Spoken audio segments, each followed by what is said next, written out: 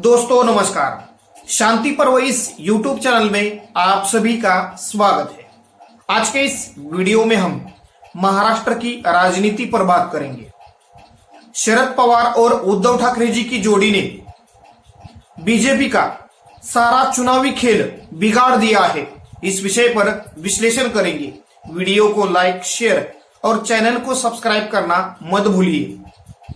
महाराष्ट्र की राजनीति में शरद पवार और उद्धव ठाकरे जी की जोड़ी ने बीजेपी का जो राजनीतिक दांव है या चुनावी खेल है, उस चुनावी खेल को एक तरीके से पलट दिया है।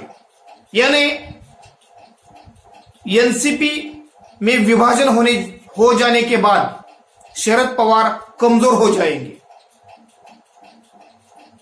शरद पवार को कमजोर करने के लिए अजित पवार गुट का बीजेपी ने पूरी तरह से इस्तेमाल किया। अजित पवार गुट द्वारा बड़े आरोप शरद पवार जी के ऊपर लगाए गए। शरद पवार जी के पोते रोहित पवार हो या शरद पवार जी के भरोसेमंद नेता जयंत पाटिल हो, उनके खिलाफ ईडी की कार्रवाई की गई। अजित पवार गुट द्वारा और बीजेपी द्वारा शरद पवार जी को पूरी तरह से एक्सपोज करने का प्रयास किया गया, लेकिन हमेशा बीजेपी की हर चाल उल्टी पड़ी।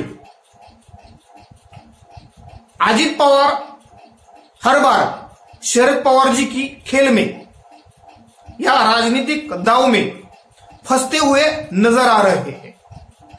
भले ही एनसीपी पार्टी और एनसीपी का चुनाव चिन्ह अजित पवार गुट के पास है, लेकिन एनसीपी का ज्यादातर केडर यानी समर्थक और मतदाता बड़ी संख्या में अलग अलग सर्वे में शरद पवार जी के साथ नजर आ रहा है।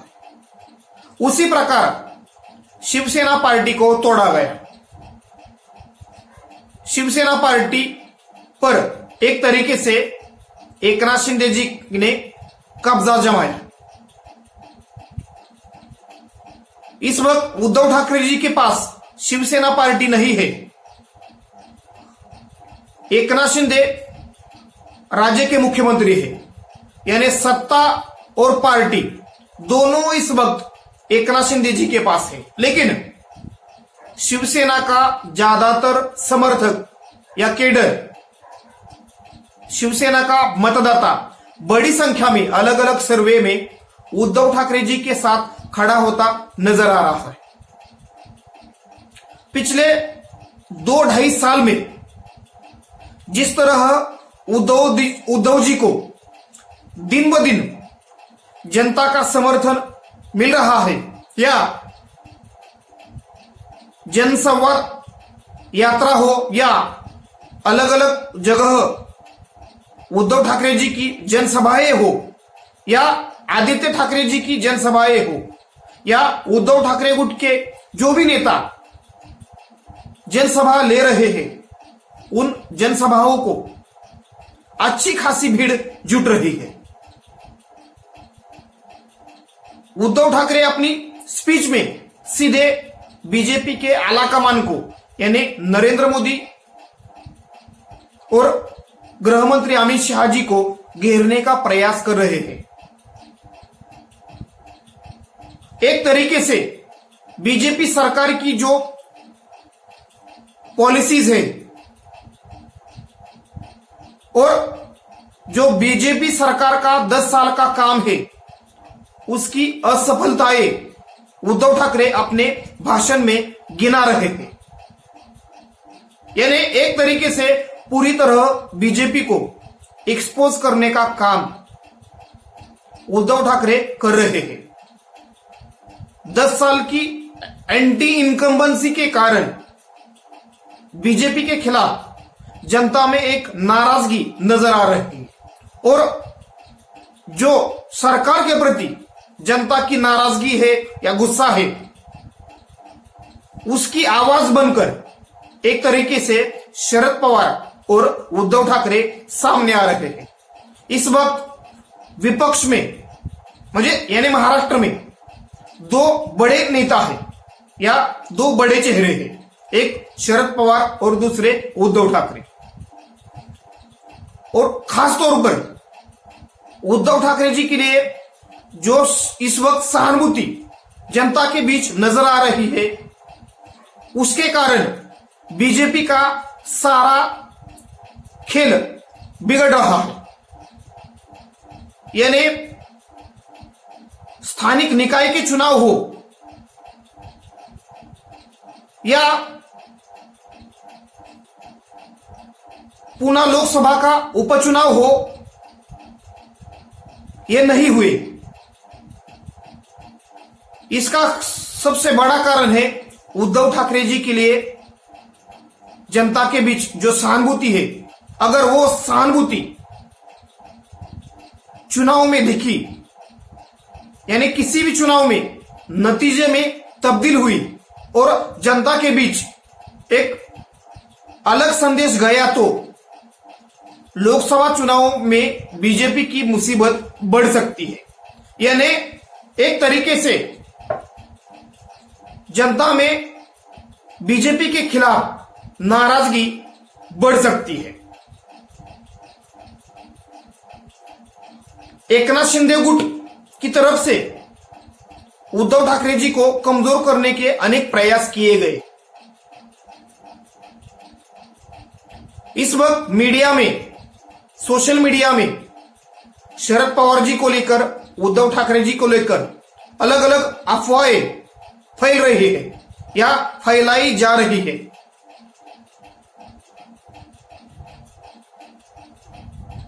शरद पवार, अजित पवार एक साथ आ सकते हैं, ऐसी भी चर्चा मीडिया और सोशल मीडिया में बार बार होती है।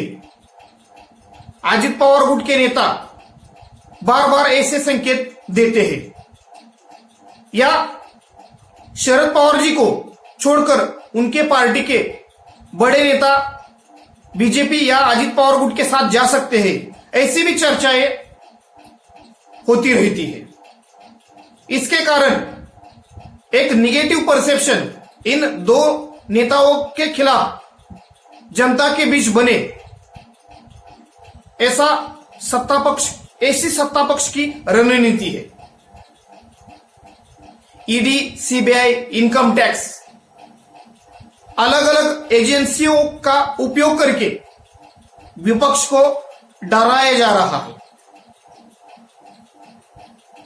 शरद पवार जी के पोते रोहित पवार हो या जयंत पाटिल हो, उनके खिलाफ ईडी की कार्रवाई की गई।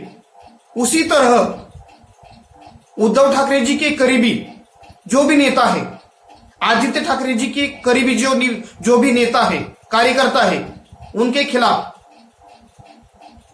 कार्रवाई हो रही है। राज्य सरकार हो या केंद्र सरकार, विपक्ष पर पूरी तरह से दबाव बना रहे हैं। उद्धव ठाकरे जी के समर्थन में जो भी नेता कार्यकर्ता खड़े हैं, उनको अपने पाले में लाने के लिए शिंदे गुट हो या बीजेपी हो, उनकी तरफ से हर संभव प्रयास किए जा रहे हैं।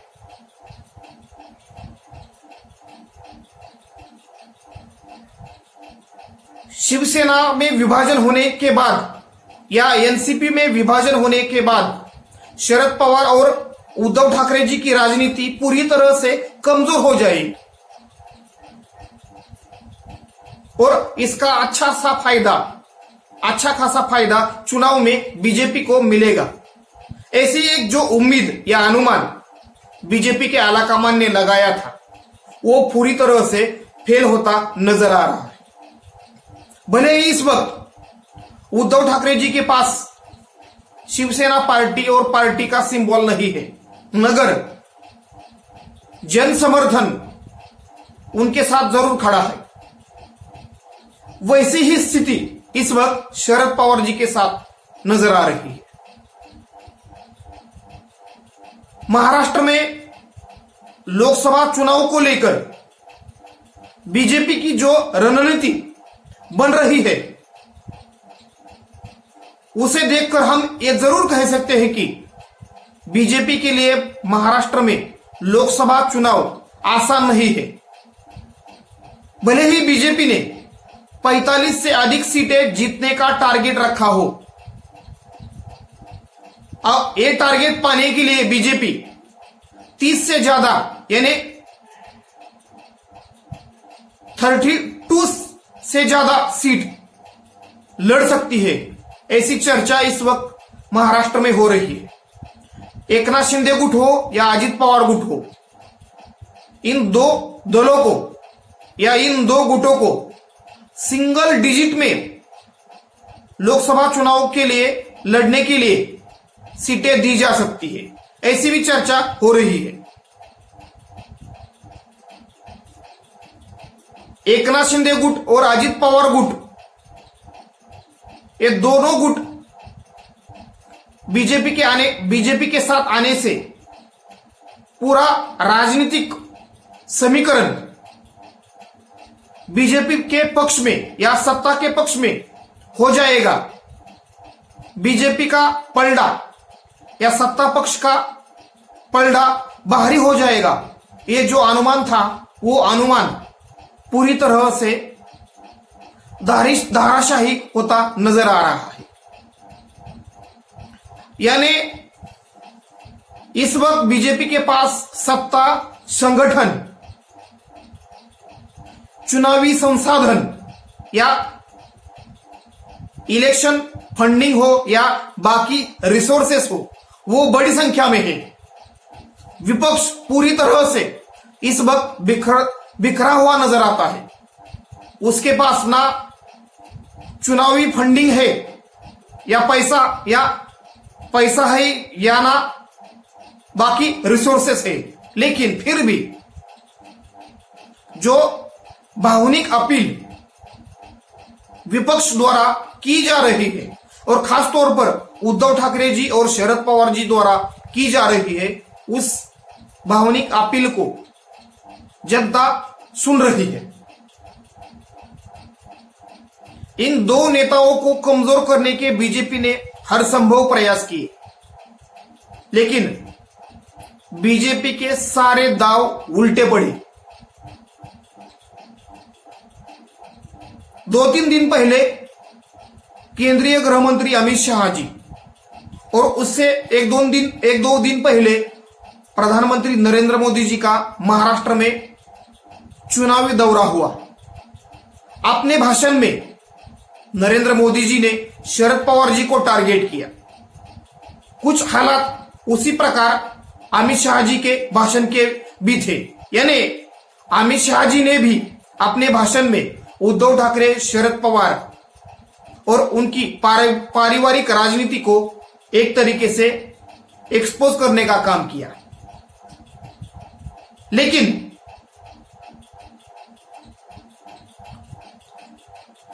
अमित शाह जी हो या नरेंद्र मोदी जी हो, उनके द्वारा जो आरोप शरद पवार जी के ऊपर या उद्धव ठाकरे जी के ऊपर लगाए जा रहे थे,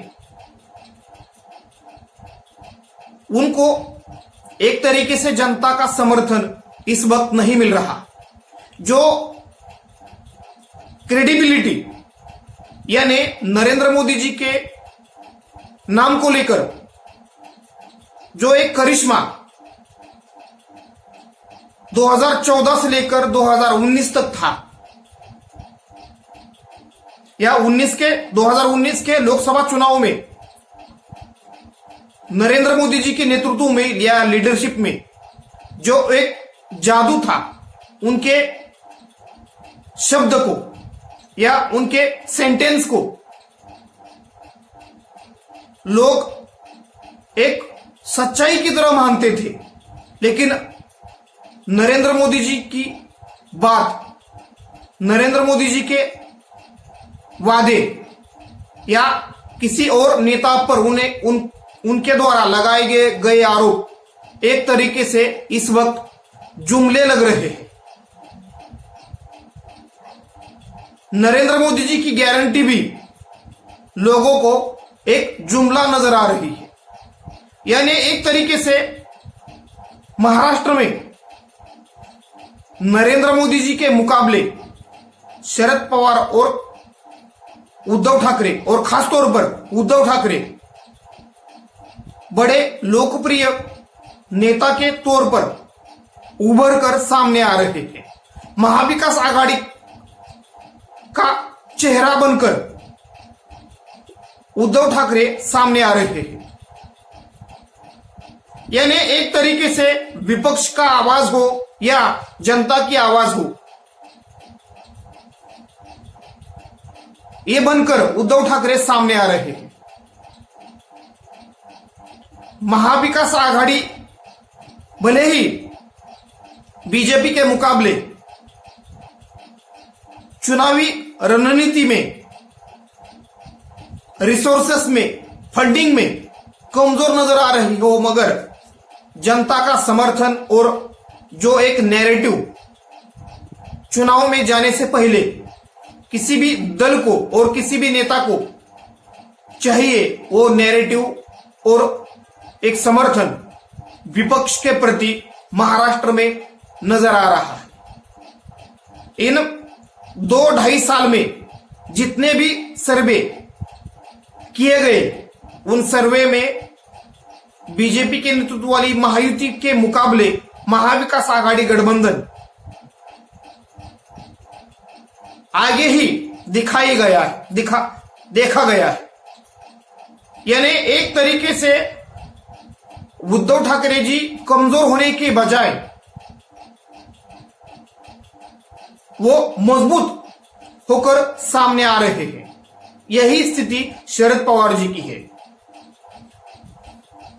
उद्धव ठाकरे और शरद पवार अपने राजनीति के जरिए, या ये दोनों नेता महाराष्ट्र का राजनीतिक परिदृश्य पूरी तरह से बदल सकते हैं। ये बीजेपी के आलाकमान को भी पता है। 2019 का विधानसभा चुनाव ये इसकी जीती जागती मिसाल है। यानी 2019 के लोकसभा विधानसभा चुनाव में शरद पवार जी के पार्टी को पूरी तरह से खत्म करने के लिए बीजेपी ने हर संभव प्रयास किया। अलग अलग सर्वे में एनसीपी के, यानी शरद पवार जी के नेतृत्व वाली एनसीपी के 10 से 12 ही सीटें चुनकर आ सकती है, ऐसा सर्वे में दिखाया जा रहा था। लेकिन चुनाव के बाद जो रिजल्ट आए वो लगभग 54 के आसपास शरद पवार जी के नेतृत्व वाली एनसीपी के विधायक चुनकर आए। कांग्रेस का हाल कुछ उसी तरह का था, लेकिन शरद पवार जी के कारण कांग्रेस पार्टी के विधायकों की संख्या बढ़ी। 2014 के विधानसभा चुनाव में उद्धव ठाकरे जी ने अपना एक नेतृत्व की मजबूती दिखाई है। अकेले लड़कर भी उद्धव ठाकरे जी ने शिवसेना के 63 विधायक चुनकर लाए। यानी एक तरीके से महाराष्ट्र में शरद पवार हो और उद्धव ठाकरे जी हो, उन्होंने अपनी राजनीतिक ताकत दिखाई है। अगर बीजेपी को महाराष्ट्र में लोकसभा की 40 से अधिक सीटें जीतनी है तो इन दो नेताओं को कमजोर करना पड़ेगा, लेकिन ऐसा होता नहीं दिख रहा, बल्कि इससे विपरीत बीजेपी ही महाराष्ट्र में बैकफुट पर जाती नजर आ रही है। धन्यवाद। वीडियो को लाइक, शेयर और चैनल को सब्सक्राइब करना मत भूलिए।